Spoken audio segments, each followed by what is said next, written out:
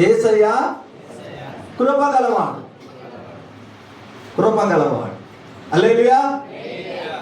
ఒకరికొకరు చెప్పుకోండి, యేసయ్య కృప గలవాడు, యేసయ్య కృప గలవాడు. మకాలు చూసుకోండి, తలంచుకోమండి పెట్టుకుంటున్నారు.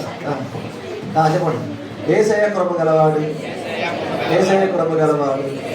హల్లెలూయా. సంపద ఉంటే ఏమంటారంటే సంపద కలిగిన వాడు అంటారు. ఐశ్వర్యవంతుడు, ఐశ్వర్యం ఉంటే ఐశ్వర్యవంతుడు అంటారు. ఉద్యోగం ఉంటే ఉద్యోగస్తుడు అంటారు. డాక్టర్ అయితే వైద్యుడు అంటారు. ఆయన మధ్య మధ్య లేపుతూ ఉంటాడు. పరిశుద్ధాత్మ దేవుడు ఏం చేస్తాడు? లే అమ్మా, లే లే అంటే సరి ఆగు, కాసేపు కురుగుతా, కాసేపు కురుగుతా. మళ్ళప్పుడు దేవుడు ఏదో ఒక విధంగా మనను మెలుకొల్పినా సరే ఆహా అంటాం. ఆఖరి తెల్లారిపోయా, 7 అయిపోయా, 8 అయిపోయా, పిల్లగాళ్ళు స్కూల్కు ఆడవుడిగా లేవా. దేవుని సంవత్సరం లేదా నాకే పిల్లలు లేరు కనుక ఎప్పుడు లేచినా పడలేదు అనుకుంటాను.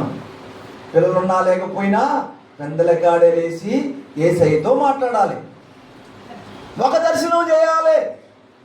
లేచినప్పుడే చీపురి కట్ట వైపుగా చూసేది, లేచినప్పుడే చచ్చినోడు పట్టణం వైపుగా చూసేది. అది కాదండి, యేసుబాబు బొమ్మను చూస్తున్నారండి, ఆయన మొహం చూస్తే ఆయన చూసినట్టే అన్ని. ఇది అబద్ధం. యేసుబాబు పుట్టం చూడొద్దు, చచ్చినోడు మొహం చూడొద్దు, బతుకున్నోడు మొహం కాదు చూసేది, జీవము గల యేసయ్య మొహం చూడాలి. నీ ముఖ దర్శనము చేసేదను అంటున్నాడు కీర్తనకారుడు. మనము ఉదయం లేవగానే దేవుని ముఖం చూడాలి. పొద్దున లేవగానే పిల్లి మొహం, పిల్లి ఎదురయ్యింది. నువ్వు లేవగానే, నువ్వు ప్రయాణం చేయడానికి సిద్ధంగానే పిల్లి రానే వచ్చి పడింది. ఓరు నాయనది ఎక్కడో ఈ పిల్లి నా ఎదురుగా వచ్చింది నాయన, నా ప్రయాణం అంతా ఆగ చేయటానికి. పిల్లి ఎదురైందని వెనకపోతాం. కుక్క, ఆ పిల్లి, ఆ తర్వాత తుమ్ములు, ఇవన్నీ ఆటంకాలు. ముందుకు వెళ్ళనీయకుండా, ముందుకు సాగనీయకుండా. ఎందుకంటే నీ పక్కనోళ్ళు అన్నులు, ఆచారాలు, వాళ్ళ మధ్యలో నువ్వు నలిగిపోతుంటావు. ఏం చెప్పాలి అర్థం కాదు. దేవుని స్తోత్రం. ఏం కాదంటే నువ్వు ఆడామంటే నీకేం తెలుసు అని చరిత్ర చెబుతారు. అమ్మో నిజమా అంటాం. చూడు ప్రేమరా, ఈ చరిత్ర భాగాలు విన్న తర్వాత నీకున్న విశ్వాసం ఊడిపోద్ది. మూఢాచారాలు, మూఢనమ్మకాలతో ఇక సాగిద్దాం అనుకుంటాం.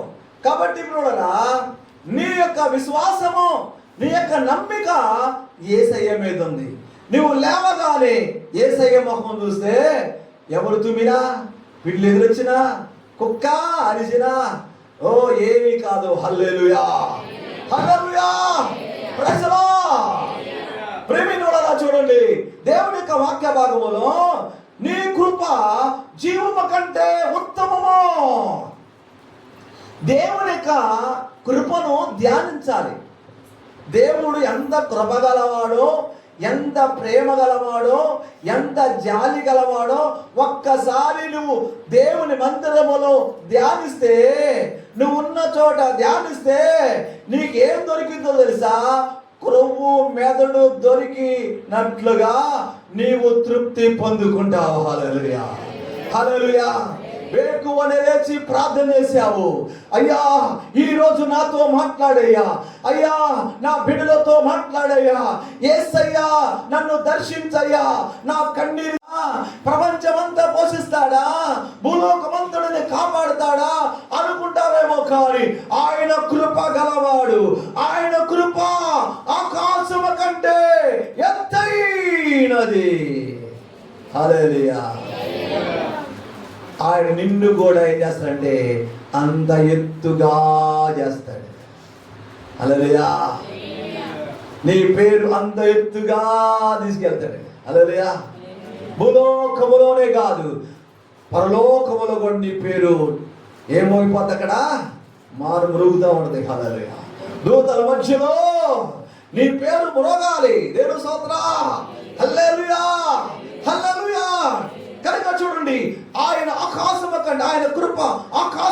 కంటే ఎత్తైనది. బైబిల్ గ్రంథంలో కొంతమంది కృప పొందుకున్నారు.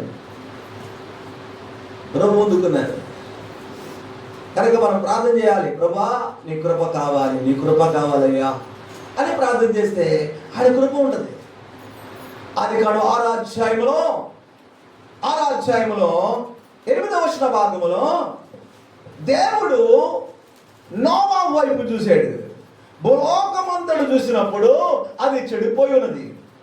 ఎక్కడో ఒక మూలన ఒక వ్యక్తి ఉన్నాడు, ఒక కుటుంబం ఉంది.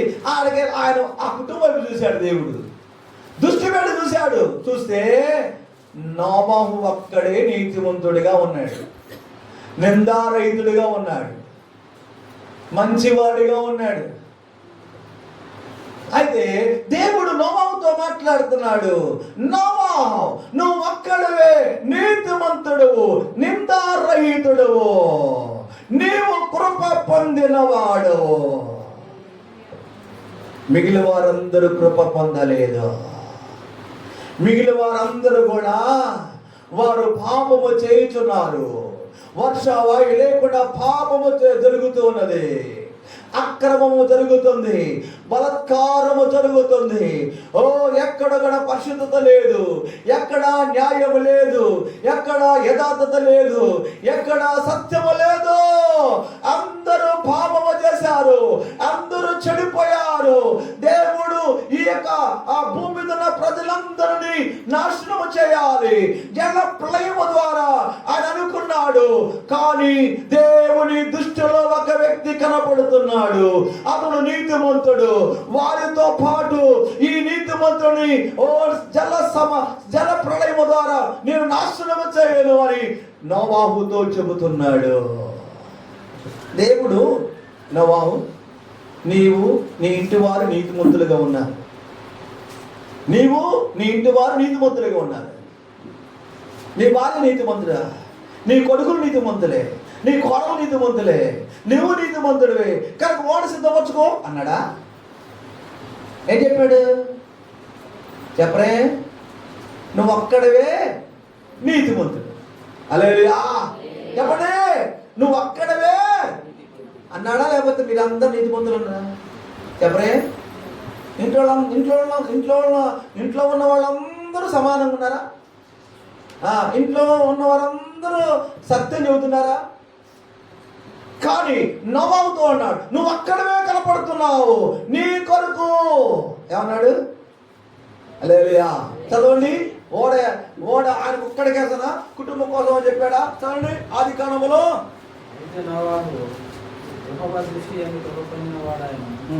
నోవహు వంశావళి నోవహు నీతి పరులను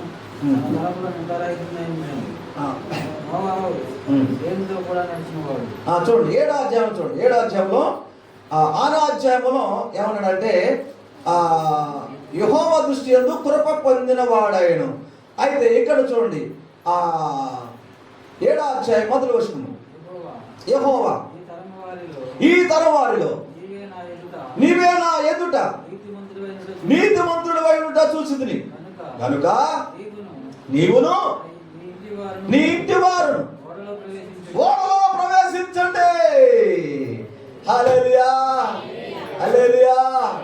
నీ ఇంటిలో నీవు నీతిమంతుడు అయితే, ఈ సంఘములో నీవు నీతిమంతుడు అయితే, సమాజంలో నువ్వు నీతిమంతుడు అయితే నిన్ను బట్టి ఏం చేస్తాడు? నీ కుటుంబం అంతా కూడా జల ప్రళయము ద్వారా నశింపపోకుండా ఏం చేస్తాడు? కాపాడుతాడు. నువ్వేం చేస్తావు? నీ కుటుంబం కొరకు ప్రార్థిస్తావు. ప్రభా నా బిడ్డను కాపాడు, నా కుటుంబాన్ని కాపాడు అని ప్రార్థన చేస్తావు కనుక నీతిమంతుల ప్రార్థన ఆయన ఆలకించి కుటుంబాన్ని కాపాడుతాడు. హల్లెలూయా హల్లెలూయా. ఇప్పుడు నోవహు ఏం చేశాడు?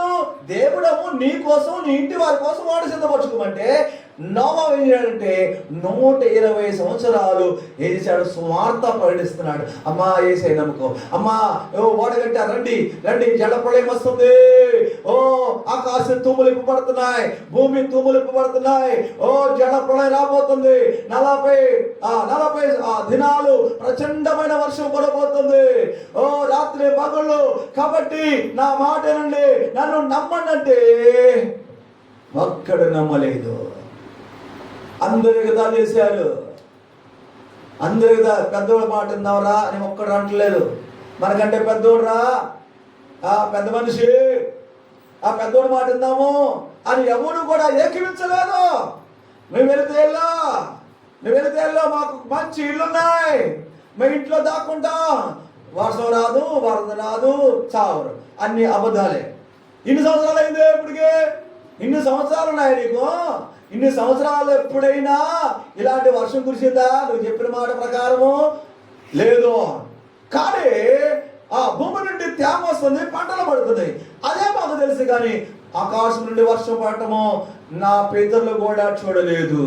ఆదాము మొదలుకొని ఇప్పటి వరకు ఎవరు చూడలేదు, ఎవరు చూడదు. ఇప్పుడు నువ్వు చూపిస్తా ఉంటావు, నువ్వు చెప్పేది ఎంతవరకు వాస్తవమని ఎంతమంది ఎవరు కూడా నోవాహు మాట వినలేదు. నోవాహు కుటుంబము చెప్పవలసినంత వరకు చెప్పారు, ప్రయాసపడ్డారు, కష్టపడ్డారు, ఖర్చు పెట్టారు. ఓడ కట్టాలంటే మామూలు కాదు, 3 అంతస్తుల వాడ, వాళ్ళ చేతులు కష్టపడ్డాయి, ఎంతో ధనాన్ని ఖర్చు పెట్టారు, ప్రయాసపడ్డారు. ఓడ కట్టడానికి ఉచితంగా అవ్వలేదు, ఎవరు సహాయం చేయట్లేదు. ఒకవేళ వచ్చినా సరే కూలికి వస్తారు, ఉచితంగా చేయట్లేదు. ఒకవేళ నోవాహుకు జంతువులు సహాయం చేసేయేమో, పెద్ద పెద్ద మ్రాన్లు, దేవుడు చెప్పిన మ్రాన్ తీసుకొచ్చి ఆ మ్రాన్లు చెక్కి మరి ఓడ తయారు చేయడం అంటే మామూలు కాదు. 120 సంవత్సరాలు ఇట ఓడ తయారు చేస్తున్నాడు, సువార్త చెప్తున్నాడు, ఓడ చేస్తున్నాడు, కడుతున్నాడు. అంటే పగలంతా ఓడ తయారు చేస్తున్నాడు, ఓడకు కావాల్సిన సామగ్రి తెచ్చుకున్నాడు, రాత్రి వేళ సువార్త చెప్తున్నాడేమో. చూడండి ప్రేమలారా, ఎంత ప్రయాసపడుతున్నాడు చూడండి. కానీ నోవాహు కుటుంబం మాత్రమే రక్షించబడింది. దేవుని కృప నోవాహుకు దొరికింది, కృప పొందాడు నోవాహు. అందుకే నోవాహు కుటుంబము కాపాడబడింది. జల ప్రళయము ద్వారా వారు కాపాడబడి ఉన్నారు. మిగతా వారికి కృప లేదు. ఎవరికైతే కృప లేదు వారందరూ జల ప్రళయము ద్వారా నశించిపోయారు.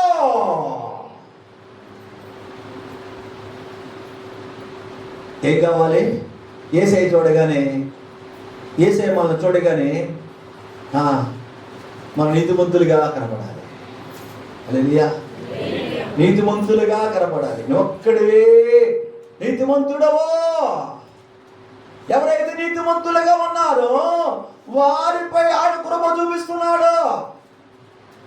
నిర్ధారహితుడుగా ఉన్నాడు, మంచి సాక్ష్యము కలిగిన వాడు. హల్లెలూయా, హల్లెలూయా. మా స్నేహితులు చిన్నప్పుడు స్కూల్కి వెళ్తున్న టైంలో అరే సినిమా మానేద్దామన్నా, వాళ్ళు అంటారు నువ్వు మానేస్తే మానేయండి.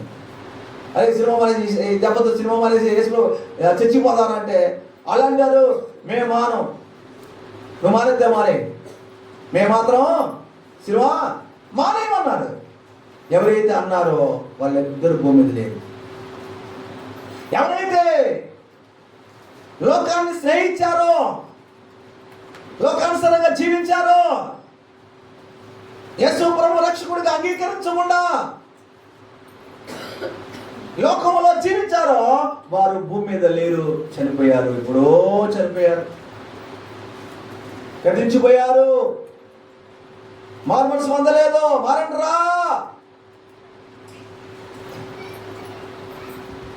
పొగడము గుడకాయ సింహ అంటారు, గుట్టకాయతో పెదాల కింద పెట్టుకుంటారు. అది తీసి ఇస్రావతలు వాడితే పోయి తెచ్చుకున్నాడు. మేముంటే ఇక్కడ ఉన్నానంటే అందూరంలో ఏం చేయాలంటే తలంచుకొని వెళ్ళిపోతా చదువుకునేటప్పుడు వాళ్ళకి గడగడలాడించా, మామూలుగా లేదు. సినిమాకి వెళితే మాత్రం ఉంది అనేవాడు. ఇంటికి వచ్చి చెప్పుకునేవాళ్ళు వాళ్ళ అమ్మోళ్ళకి. హల్లెలూయా, అంత ఖచ్చితం. ప్రైజ్ లార్డ్, హల్లెలూయా. కానీ చూడరా, ఎందుకు చేసినా కూడా వారు ప్రభువుని అంగీకరించలేకపోయారు. యేసు ప్రభు అని తెలుసు, పెళ్లి మాత్రం చర్చిలో జరిగింది, కానీ యేసు ప్రభు సొంత రక్షకుడుగా అంగీకరించలేకపోయారు. లోకానుసారంగా జీవించారు. యేసు ప్రభు లేకుండా చనిపోయారు. కృప దూరమైపోయింది. కృప దూరమైపోయింది. నాకు ఏసే వద్దు, నాకు సినిమా కావాలి, లోకం కావాలనుకున్నప్పుడు ఏసే కృప దూరం కాక దగ్గర అయిందా? చూడు, మనం ముందుకు వెళ్దాం. ఆదికాండం 19వ అధ్యాయం 18-19 వచనాల్లో లోతు తడవు చేస్తూ ఉన్నాడు. దేవుడు లోతులు వచ్చారు. ఇదిగో ఈ స్థలము, ఇక్కడ ఈ ప్రదేశం ఖాళీగా చేరిపోండి మీరు. ఈ ప్రాంతం అంతా సొదొమ గొమొర్రా పట్టణాన్ని అగ్ని గంధకములతో కాల్చివేయబోతున్నాం చెప్పినప్పుడు లోతు తడవు చేస్తున్నాడు. తడవు చేస్తుంటే చేతులు పట్టుకొని పడబడ బయటకు లాక్కొచ్చేసాడు. పడే ఎందుకు? లోతును కూడా అగ్ని గుండము, అగ్ని గంధకాల్లో కాల్చివేయటానికి దేవుడు ఇష్టపడలేదు. ఎందుకు తెలుసా? లోతు నీతి కలిగిన మనసు నొప్పించుకుంటూ వచ్చిందట. వాళ్ళు చేసే పాపాలు నోవాకు బాధ కలిగింది, మనసు నొచ్చుకుంది, బాధపడుతున్నాడు. అతను నీతిమంతుడని చెప్పడదు బైబిల్. అందుకే దేవుని దూతలు ఎక్కడికి వెళ్ళారంటే నీతిమంతుడైన లోతు ఇంటిలోకి వెళ్ళారు. హల్లెలూయా. లోతును బలవంతంగా బయటికి తీసుకొస్తారు. బయటికి వచ్చేసేయ్.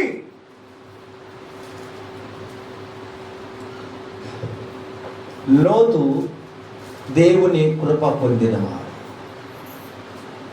లోతుతో పాటు కుటుంబ సభ్యులందరూ కూడా బయటకు వచ్చారు. అల్లుళ్ళే రాలేదు, ఎగతాళి చేసి. భార్య సగం లెక్క వచ్చి వెనక చూసింది. వీళ్ళు ముందుకు సాగిపోయారు.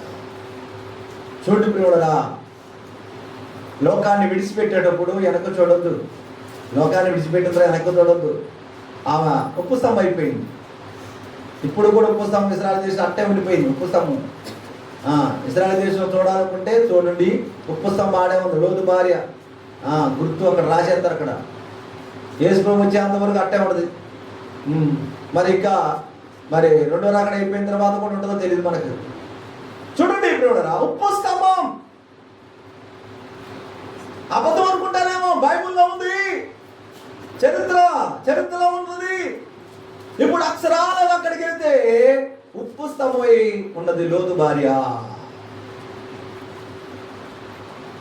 లోకం వైపు చూడదు, వెనక తిరగవద్దు. ఎన్నో స్వరాలను పడతాయి, లోపడద్దు, ముందుకు సాగిపోవాలి. నాగడి మీద చేయబెట్టి వెనక తట్టు చూచేవాడు దేవుని రాజ్యమునకు పాత్రుడు కాడు. నాగడి మీద వేసా చేయబెట్టాడు. ముందుకెళ్తా నాగడి వెనకపోతాయి. ముందుకు వెళ్ళిపో, లేక వెనక చూసేవరకు ఏమైపోద్ది? అదంతా కూడా ఆగమైపోద్ది. సరైన సాలు పడు. వెనక చూడకూడదు. హల్లెలూయా. వెనక చూడొద్దు, లోకం వైపు చూడొద్దు. లోతు కుటుంబము, లోతుపై దేవుని కృప ఉంది కనుక లోతు కుటుంబము తప్పించబడింది. ఆ తర్వాత సొదొమ గొమొర్రా పట్టణము అగ్ని గంధకాలతో కాల్చివేయబడింది.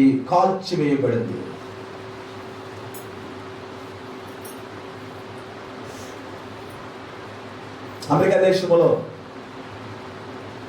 ఒక సహోదరి ముందుగా ప్రకటన చేసిందట మైక్లో. ఆమెకు దేవుడు ప్రవచన వరం ఇచ్చాడేమో కానీ మొత్తానికి లాస్ ఏంజల్స్ అనే కాల్పనియా ప్రాంతమంతా కూడా నడి రోడ్డులో తిరుగుతూ ఆమె చెబుతుంది, దేవుని ఉగ్రత ఈ పట్టణం మీద రాబోతుంది, ఈ గ్రామం మీద రాబోతుంది, మార్పు చెందండి, మార్పు చెందండి. ముందు హెచ్చరిక జరిగింది. దేవుడు అది చెప్పకుండా ఏమి చేయడు. వీధి వీధి గ్రామ గ్రామం తిరిగి ఆ ప్రాంతం అంతా చెబితే వాళ్ళు వేశారంటే మేమే హీరోలు అన్నారు, దేవుడు జీరో అన్నారు. ఆఖరికి దేవుడే వాళ్ళని జీరో చేశాడు. కోట్లు కోట్లు కాలిపోయాయి. మంచి మంచి మంచి మంచి భవనాలు కాలిపోయాయి. ఇంకా కాలిపోతూనే ఉంది. ఎంతవరకు కాలిపోతుందో తెలియదు. వాళ్ళు ఆర్పలేకపోతున్నారు.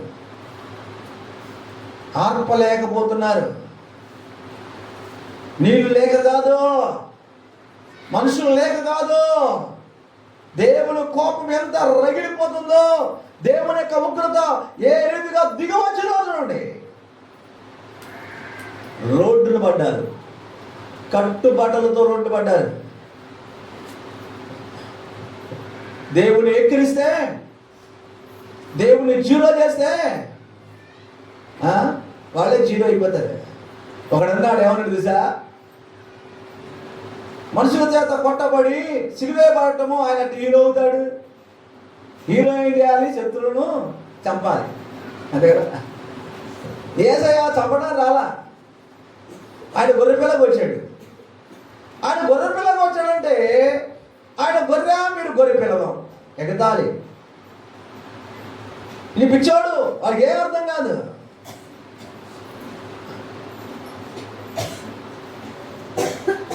యేసు ప్రభు హీరో ఎట్ అవుతాడంటే ఇంకా అర్థం కాలానికి. చాలా మంది చచ్చారు, లేచారా? లేవలా. చచ్చినోడు మళ్ళీ తిరిగి లేదు, ఎవరు లేవలేదు. కానీ యేసు ప్రభు మరణాన్ని జయించి తిరిగి లేచాడు. హల్లెలూయా. మరణములు విరిచాడు.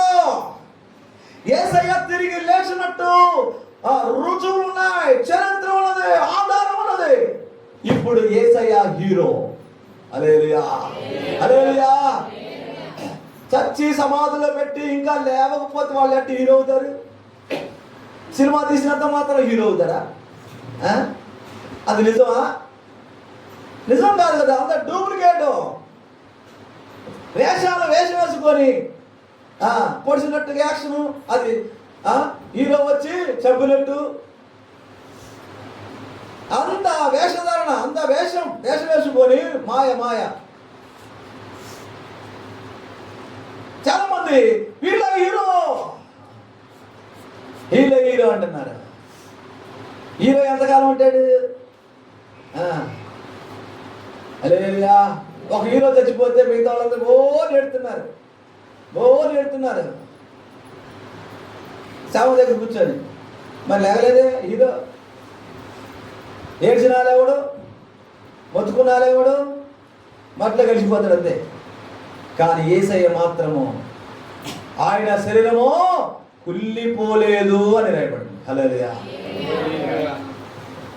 పరిశుద్ధుని నీవు కుళ్ళు పట్టనివ్వలేదు. ఆయనను సమాధిలో పెడితే ఆయన శరీరము మహిమతో నింపడింది. ఆయన జీవముతో తిరిగి లేచి బయటకు వచ్చాడు. సమాధి తెరవబడింది. చచ్చిపోయిన వారితో ఆయన సమానం కాదు. ఇదిగో నేను మృతుడనైతిని కానీ ఇదిగో యుగ యుగములకు నేను సజీవుడను. హల్లెలూయా, హల్లెలూయా, హల్లెలూయా. యేసయ్య రెండవ రాకడలో కనపడతాడు అందరికి. అప్పుడు దాకా వెయిట్ చేయాలి కదా. ఇలాంటి ఈ పిచ్చి మొహాలందరూ కూడా ఏం చేస్తారంటే, ఏదో యేసుప్రభు హీరో ఎట్ అవుతాడు అంటున్నారే, ఆ పిచ్చి మొహాలందరూ కూడా రెండవ రాకడ రాబోతుంది అప్పుడు చూస్తారు. అప్పుడు చూసి రొమ్ములు కొట్టుకుంటారు. హల్లెలూయా, దేవుని స్తోత్రం. ఒకప్పుడు గొర్రెపిల్లగా వచ్చాడు వాస్తవమే. ఈసారి ఆయన గొర్రెపిల్ల కాదు, యోధా గోత్రపు సింహం వలె రాబోతున్నాడు. ఆయన ఎదుట ఎవరు నిలవగలరు? Praise the lord. Hallelujah, hallelujah. ఆయన ఇప్పటి వరకు కృప చూపిస్తూనే ఉన్నాడు, ప్రేమ చూపిస్తూనే ఉన్నాడు, చేతులు చాపుతున్నాడు, రండమ్మా రండి రండి అని పిలుస్తూ ఉన్నాడు, ప్రేమతో పిలుస్తున్నాడు. కానీ నువ్వు వినకపోతే, నువ్వు రాకపోతే, నువ్వు తిరస్కారం చేస్తే, నువ్వు దూషిస్తే, నువ్వు తిరుగుబాటు చేస్తే, నువ్వు దేవుడు దూరం అయిపోతే రానున్న రాకడ దినాలలో, ఆ దినాల్లో నువ్వు విడవబడతావు, విడవబడిన వ్యక్తిగా ఉండిపోతాడు. కానీ యేసయ్య కృప గలవాడు. లోతు కుటుంబాన్ని అగ్నిగుండములో కాలిపోకుండా బయటికి లాక్కొచ్చాడు. నీతిమంతుడు ఆయన. పాపులతో కూడా నీతిమంతులను నాశనం చేయలేదు. నోవాహు నీతిమంతుడు. పాపులతో బలాత్కారులతో వారితో పాటు వీళ్ళు చనిపోకుండా వీళ్ళని కాపాడాడు. ఓడలు సిద్ధపరచుకోమన్నాడు. నీతిమంతులు కాపాడబడతారు. నీతిమంతుడు ఏ పట్టణంలో ఉంటాడో ఆ పట్టణమునకు సంతోషము కలిగింది. కాబట్టి పిల్లరా, నీతిమంతుడు ఒక్కడైనా ఉన్నాడా? ఒక్కడైనా ఉన్నాడా అని ఆయన చూస్తుంటే నోవాహు కనపడ్డాడు. సొదొమ గొమొర్రా పట్టణంలో లోతు కనపడ్డాడు. హల్లెలూయా, హల్లెలూయా. మొదటి రాజుల గ్రంథము 3వ అధ్యాయము 9వ వచనం. సొలొమోను ప్రార్థన చేస్తున్నాడు. చదవండి.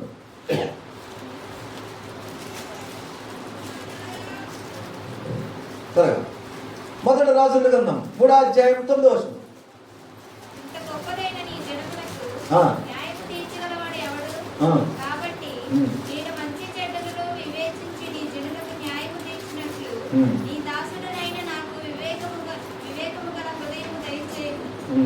సొలొమోను చేసిన ఈ మనవి ప్రభువునకు అనుకూలమాయను కనుక దేవుడు అతనికి ఇలాగ సెలవిచ్చెను. దీర్ఘాయువునైనను ఐశ్వర్యమునైనను నీ శత్రువుల ప్రాణమునైనను అడుగక న్యాయములను గ్రహించుటకు వివేకమును అనుగ్రహించమని నీవు అడిగితివి. నీవు ఇలాగూ అడిగినందున నీ మనవి ఆలకించుచున్నాను. బుద్ధి వివేకములు గల హృదయము నీకు ఇచ్చుచున్నాను. చూడండి, ఇక్కడ సొలొమోను దేవుని సన్నిధిలో ప్రార్థన చేస్తున్నాడు. 7వ వచనం కాడ నుంచి అయితే, నా దేవా యెహోవా, నువ్వు నా తండ్రి అయిన దావీదునకు బదులుగా నీ దాసుడినైన నన్ను రాజుగా నియమించి ఉన్నావైతే నేను బాలుడును, కార్యములు జరుపుటకు నాకు బుద్ధి చాలదు. ఏం కావాలంట? నాకు వివేకము గల హృదయము కావాలి. హల్లెలూయా. దావీదుకు ఎటువంటి కృప చూపించాడంటే, హల్లెలూయా, హల్లెలూయా, దావీదు పట్ల దేవుడు చూపిన కృప మహా గొప్పది అంటున్నాడు. హల్లెలూయా. దావీదుకు మహా కృప చూపి ఉన్నావు. అయితే అయ్యా, దావీదు రాజు తర్వాత నేను రాజుగా పట్టాభిషేకము చేయబడి ఉన్నా కాబట్టి ఇంత విస్తారమైన ప్రజలను, ఇంతమంది ప్రజలకు లెక్క చెప్పాలంటే, లెక్కించాలంటే, అంతేకాకుండా వీళ్ళందరి విషయంలో గమనించినట్లయితే బ్రదరా, ఆ యొక్క విశాలమైన దేశము తనిఖీ చేయుటకు నాకు అసాధ్యముగా ఉన్నది. నాకు వివేక హృదయము దయచేయ్యా అంటున్నాడు. ఏం కావాలంట? వివేకము గల హృదయము కావాలి. ఇంతమంది ప్రజలకు మంచి చెడ్డలు వీళ్ళందరి గురించి మాట్లాడాలంటే ఈ జ్ఞానం చాలదు, ఈ తెలివి చాలదు, ఈ బుద్ధి చాలదు అని ప్రార్థన చేశాడు. అప్పుడు దేవుడు సొలొమోనుకు ఏమిచ్చాడు? వివేకము గల హృదయం ఇచ్చాడు. హల్లెలూయా. దేవుని మందిరములో, దేవుని సన్నిధిలో మనం అడగవలసింది, కోరుకోవలసింది ఏంటంటే, ప్రియమైన వారా, మనకు వివేకము కావాలి. వివేకము కావాలి. వివేకం అడిగాడు. ధనం అడగలేదు, బంగారం అడగలేదు, భార్యలు అడగలేదు, మరొకటి అడగలేదు. కానీ వివేకము కావాలయ్యా. నీ ప్రజలను పాలించుటకు నేను బాలుడును. హల్లెలూయా, హల్లెలూయా. కనుక దేవుడు సొలొమోను ప్రార్థన ఆలకించి జవాబిచ్చాడండి. చూడండి, 4వదిగా దేవుని వలన కృప పొందేను. ఎవరు? లోకసువార్త 1:30 దేవుని దూత మరియా దగ్గరకు వచ్చి, మరియా భయపడకు, నీవు కృప పొందిన దానవు.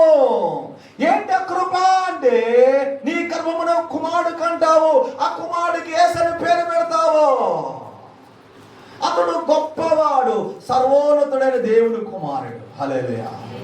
అతడు గొప్పవాడు, గొప్పవాడు నీ గర్భమున పుట్టబోతున్నాడు. లోక రక్షకుడు నీ గర్భమున పుట్టబోతున్నాడు. నీవు కృప పొందిన దానవు. చాలా మంది ఉన్నారు కానీ కన్యకులు దేవుడు వారికి ఆ కృప ఇవ్వలేదు. ఎంతోమంది సంసారాన్ని పక్కబెట్టేసి వాళ్ళు వెధవరాలుగా ఉండి దేవాలయంలో గడుపుతున్నారు, కానీ వారికి ఇవ్వలేదు కృప. మరియాకే ఎందుకు వచ్చిన కృప అంటే, యేసోపుకు ప్రదానము చేయబడింది. యోధా గోత్రికుడు యోసేపు ఎలాంటి వాడంటే నీతిమంతుడు, అతడు దేవుని భయభక్తులు కలిగిన వాడు. హల్లెలూయా, హల్లెలూయా. కనుక ప్రియులారా, యేసోపుకు ఎవరైతే ప్రదానము చేయబడతారో వారిని చూస్తున్నాడు దేవుడు. అంతేగాని ఎవరు పడితే వాళ్ళు కాదు. దేవుడికి ఒక క్రమము తెలుసు. అయితే దావీదు వంశములో ఉన్నవాడు యేసోబుకు ప్రధానం వచ్చేబడిన కన్యక మరియాను దేవుడు చూశాడు. మరియా, నువ్వు కృప పొందిన దానవు. హల్లెలూయా, హల్లెలూయా. అయ్యా, నాకు పెళ్ళే కాలేదయ్యా, నాకు ఇంకా పెళ్ళే కాలేదయ్యా, ప్రదానం చేయబడ్డారయ్యా. అప్పుడే కుమారుడు అంటావంటే ఏంటి? పెళ్ళయిన తర్వాత ప్రవచనం చెబితే అది వేరు. పెళ్ళయిన తర్వాత ప్రవచనం చెబితే అది వేరు. పెళ్ళి కాకుతలకే నీ కుమారుడు పుడతాడు అంటే, దేంటి నాకు పెళ్ళే కాలేదు, నేను చదువుకున్నా, నీ కుమారుడు పుడతాడంటాడేంటి? ఇది అబద్ధ ప్రవర్తన, ఇది అబద్ధ ప్రవచనం. చూడండి, ఇప్పుడు అర్థమైందా కదా వెంటనే? చూడండి బ్రదరా, చూడండి, ఈమె ప్రధానము చేయబడింది. ఇంకా ఏం చెప్పలేదు, వాళ్ళిద్దరూ కలయలేదు, వేరువేరుగానే ఉన్నారు.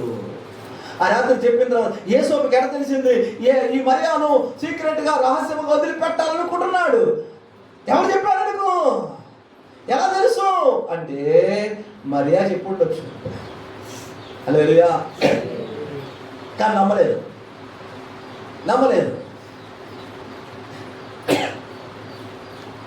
ఎందుకంటే లోకం ఏమనుకుంటుంది, ఆమె విషయారి, లోకం ఎదుట నింద శ్రమ వస్తుంది.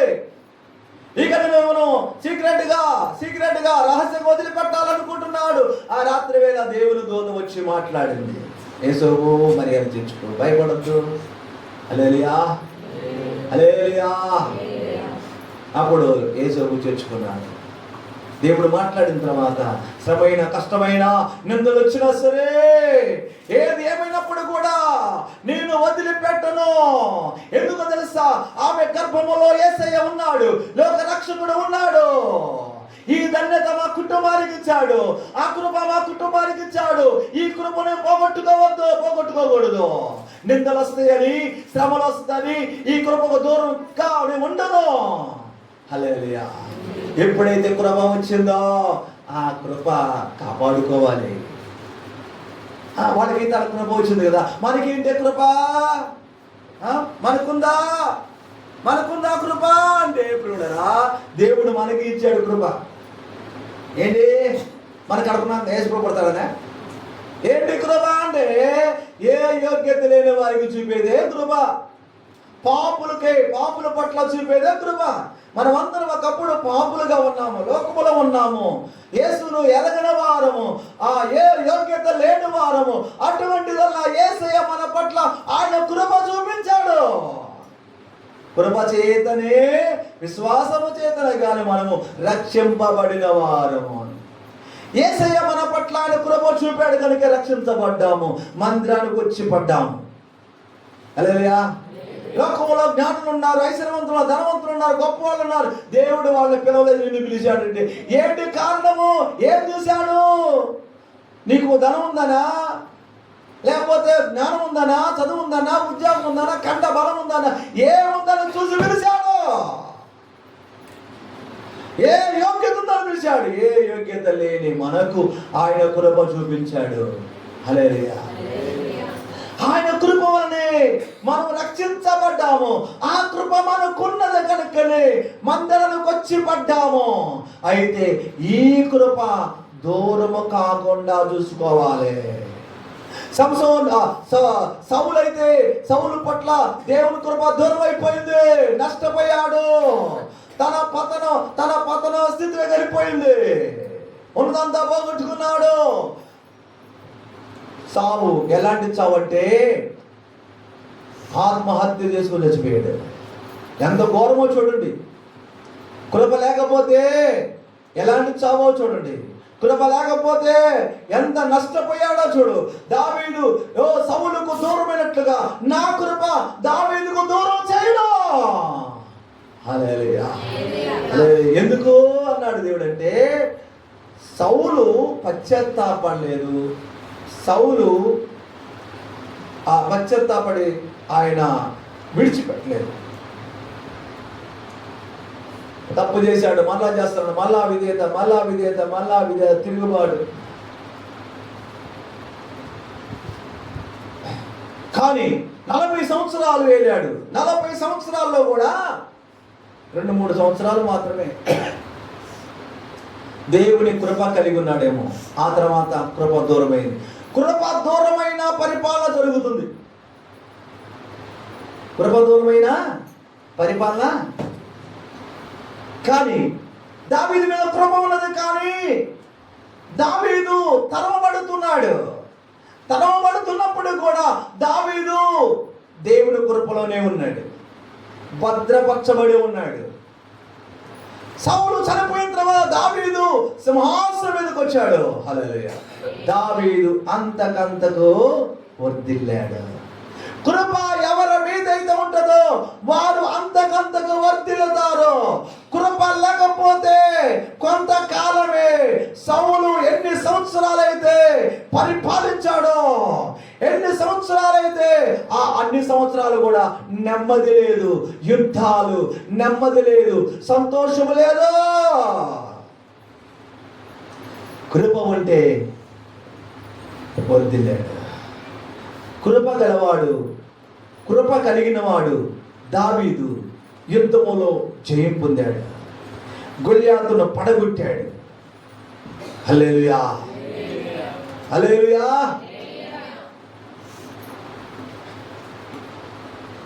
కృప, మనం ఆ కృప కలిగిన వారు ఉండాలి. కృప లేకపోతే నష్టపోతాం. కృప లేకపోతే అంతకంతకు నీర్సిలిపోయాడు సౌలు. స్టార్టింగ్లో రాజులు అంటే ఏది తక్కువ ఉండదు. కానీ తన యొక్క వంశమే నిర్మూలమైపోయింది, వంశమే శపించబడింది. కృప ఎవరి మీద అయితే ఉంటుందో వారికి కాపుదల ఉంటుంది, వారి వంశాలు దీవించబడతాయి, వారు వర్ధిల్లుతారు భూమి మీదనే. దేవుని యొక్క వాక్యం త్వరగా మనం చూద్దాం. 2 కొరింథీ పత్రిక 8వ అధ్యాయం 1 నుండి 4 వచ్చిన భాగాలు. మొదటి చదవండి. 2 కొరింథీ పత్రిక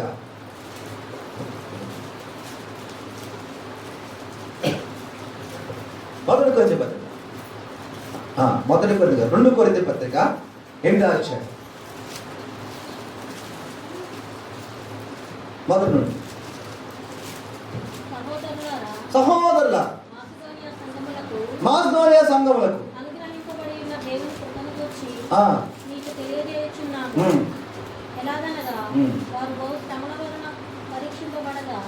అత్యధికముగా సంతోషించింది. మరియు వారు నిరుపేదలైనను వారి దాతృత్వము బహుగా విస్తరించింది. ఈ కృపా విషయంలోను పరిశుద్ధుల కొరకైన పరిచర్యలో పాల్గొన్న విషయంలోను మనపూర్వకంగా మమ్మల్ని వేడుకొంచు వారు తమ సామర్థ్యము కొలదే కాక ఉమ్, సామర్థ్యము కంటే ఎక్కువగాను ఉమ్. తమంతకు తామే ఇచ్చిరని సాక్ష్యం ఇచ్చుచున్నారు. హల్లెలూయా, హల్లెలూయా. మాస్దోనియా సంఘమునకు కృప, మాస్దోనియా సంఘమునకు అనుగ్రహింపబడిన దేవుడు కృప. హల్లెలూయా. ఏంటి ఆ సంఘానికి దేవుడు అనుగ్రహించిన కృప ఏంటి అంటే వారు బహుగా శ్రమలో పరీక్షించబడ్డారు. బహుగా శ్రమలు మామూలుగా లేవు. శ్రమలు మామూలుగా లేవు. అలాంటి శ్రమలో ఉన్న మాస్దోనియా సంఘము పరీక్షించబడుతుంది. ఆ పరీక్షించబడుతున్న సంఘము ఏం చేసిందంట? వారు తమ సామర్థ్యము కొలదేగాక సామర్థ్యము కంటే ఎక్కువగాను తమంతట తామే ఇచ్చురని మీకు సాక్ష్యం ఇచ్చుచున్నాను. హల్లెలూయా, హల్లెలూయా, హల్లెలూయా. చూడు ప్రియులారా, మాస్దోనియా సంఘము ఎలా ఉందంటే బహుశ్రమల వలన పరీక్షింపబడుచున్నది. అటువంటి సమములో వారు అత్యధికముగా సంతోషించారంట. శ్రమల్లో సంతోషం ఉంటుందా? శ్రమల్లో సంతోషించారు. అబ్బా ఏం ఆనందం! శ్రమలు ఏం ఆనందం! ఆనందిస్తున్నారు. అటువంటి వారు శ్రమలలో పరీక్షించబడ్డారు. వారు పరీక్షించబడినప్పుడు వారు సంతోషించారంట. హల్లెలూయా. వారు సంతోషిస్తూ వారు సామర్థ్యము కంటే శక్తికి మించినది. హల్లెలూయా. కలిమి కొలది వేరు, శక్తి మించింది వేరు. వారి సామర్థ్యము కంటే మాకు సామర్థ్యం ఇంతేనండి, మాకింతే. ఆ సామర్థ్యము కంటే అంటే సామర్థ్యం కంటే ఎత్తున్నారంటే ఏంటి? దానికి అప్పు చేసే కదా, అప్పు చేసానే ఇవ్వాలి. నా దగ్గర 100 రూపాయలు ఉన్నాయండి, 100 రూపాయలు ఉండి 100 రూపాయలు నాకు సామర్థ్యం. ఈ 100 రూపాయలు ఉంటే 100 రూపాయలే కాదు, ఇంకొక 50 రూపాయలు కలిపి ఇస్తున్నానంటే ఈ 50 రూపాయలు అక్కడి నుంచి వస్తాయి. అప్పని చేయాలి, బదులు తీసుకోవాలి. సామర్థ్యము కంటే వాడు దేవుడి కంట. హల్లెలూయా, ప్రైజ్ ది లార్డ్, హల్లెలూయా. చూడు త్వరగా ఎబ్రీ పత్రిక 12వ అధ్యాయము 15వ వచన భాగంలో, ఎవడైనను దేవుడు కృపను పొందకుండా తప్పిపోవునేమో అని చేదైన వేరు ఏదైనా మనిషి కలవరపరచడం వలన అపవిత్రులైపోదురేమో. చూడండి, దేవుని కృపను పొందకుండా తప్పిపోవటానికి కూడా అవకాశం ఉంది. హల్లెలూయా. దేవుని కృపను పొందకుండా తప్పిపోవటానికి అవకాశం ఉంది, పొందనీయకుండా. కృప కావాలని ప్రార్థన చేస్తాం, కృప అడుగుతున్నాము, కానీ కృప పొందకుండా తప్పిపోవటానికి అవకాశం ఉంది. ఏంటంటే చేదైన వేరు ఏదైనా మొలుచునమో, చేదైన వేరు ఉందేమో. మనిషి కంట నీళ్ళ వల్ల చేదేనంట, మనిషి కంట నీళ్ళ వల్ల నీళ్ళు సూత్రం. ఇదేంటి భాష కాదు,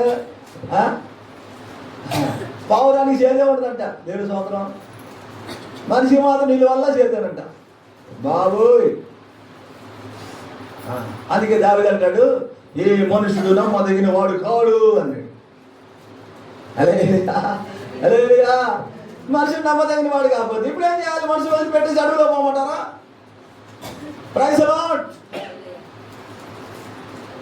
మనుషులు నమ్ముకున్నట్టు కంటే యెహోవాను నమ్ముకున్నట్టు మేలు. ఎవరు నమ్ముకోవాలి? మనుషుని కాదు, దేవుడు నమ్ముకోవాలి. నన్ను నమ్మయ్యా, నన్ను నమ్ము. ఎలాంటి వాళ్ళు లేరా? మాట మీద నన్ను నమ్ము, కాదు అవసరం లేదు, నన్ను నమ్ము అంటారు, మోసం చేస్తారు. దేవుని స్తోత్రం. హల్లెలూయా, హల్లెలూయా. యేసును నమ్ముకున్న వాళ్ళే మోసాలు చేసేవాళ్ళు ఉన్నారు, యేసును నమ్ముకున్న వాళ్ళే అబద్ధాలు ఆడేవాళ్ళు. ఏదో యేసు ప్రభు నమ్ముకున్న వాళ్ళు నేను నంద్యాతనం కాదు. అవును, సరిచేయబడాలి. దేవుని స్తోత్రం. హల్లెలూయా. మాట అంటే మాట, కాతికి మీద రాయడం కాదు, నోటి మాట. అది దేవుని స్తోత్రం. బాగా ఉంది. అన్నదమ్ములే ఈరోజు కాతికాల మీద రాసుకుంటే నీవేంటమ్మా పిచ్చిదానిలా చేసావా అంటుంది. అందరూ నమ్మేశారు అవని, అందరూ అవంటే అందరికి అభిమానమే. నిజం. ప్రేమిని వల్ల చూడండి, కొంతమంది మోసపోతారు. తెలివి లేక, జ్ఞానము లేక. అందుకే దేవతలను అడగాలి, నాకు వివేకము కావాలయ్యా, జ్ఞానము కావాలి.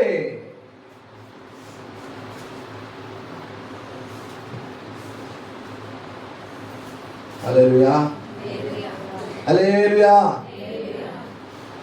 ఏదెను తోటలో ఆదాముకు పెత్తనం ఇచ్చాడు. ఆదాముతో అన్నాడు, ఇదంతా కాపలా కాయల నాయ బాబు అన్నాడు.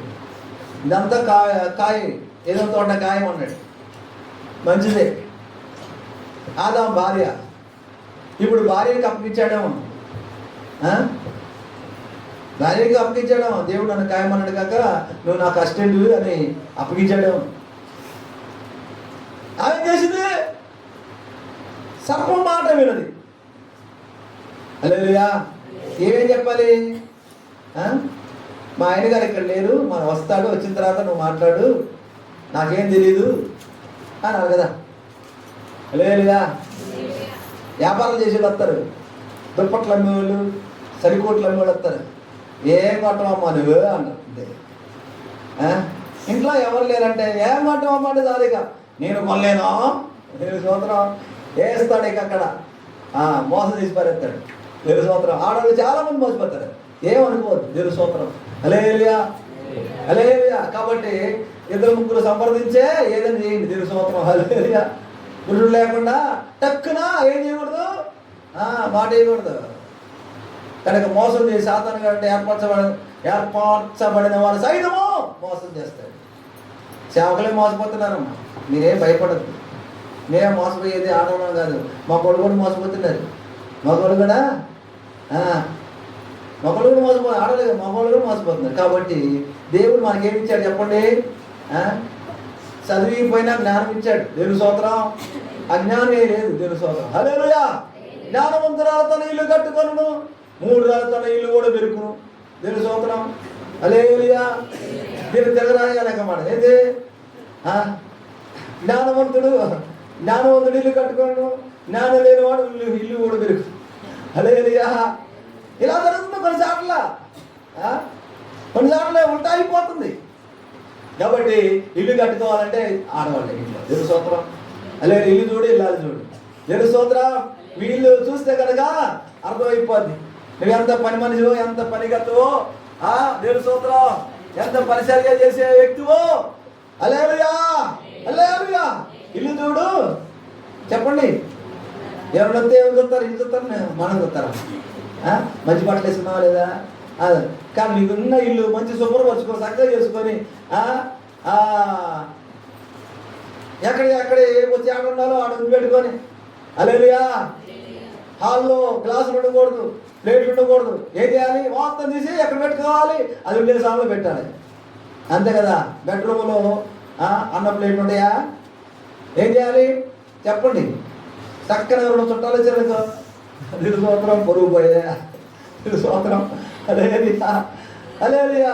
కనుక ఇంటికి చుట్టాలు వస్తున్నాను కానీ ఇల్లంతా శుభ్రపరచుకుంటా టక టక టక. ఎందుకో మీరు చూస్తే ఏమనుకుంటారు, ఏమనంటారు? ఎంత భయమో. వాళ్ళు వచ్చినా రాకపోయినా చేయాలి, శుభ్రంగా ఇల్లును శుభ్రపరచుకోవాలి, శుభ్రంగా కాపాడుకోవాలి. కనుక మన జీవితాలు కూడా ఏం చేసుకోవాలి? జాగ్రత్తగా ఉండాలి. లేకపోతే ఈశ్వరం ఎప్పుడు వస్తాడో తెలియదు. దేవుని స్తోత్రం. హల్లెలూయా. కనుక ఆదివారమే కాదు, ప్రతిరోజు కూడా మనము సిద్ధపడి ఉండాలి. హల్లెలూయా.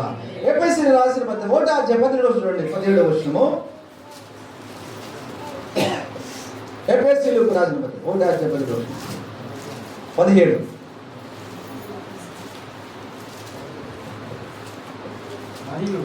మరియు మీ మనోనేత్రం. వెలిగింపబడినందున ఆ, ఆయన మిమ్మల్ని పిలిచిన ఉమ్, పిలుపు వలన ఉమ్, నిరీక్షణ ఎప్పుడో పరిశుద్ధుడు ఆయన స్వాస్థ్యం యొక్క ఉమ్. మహిమైశ్వర్యం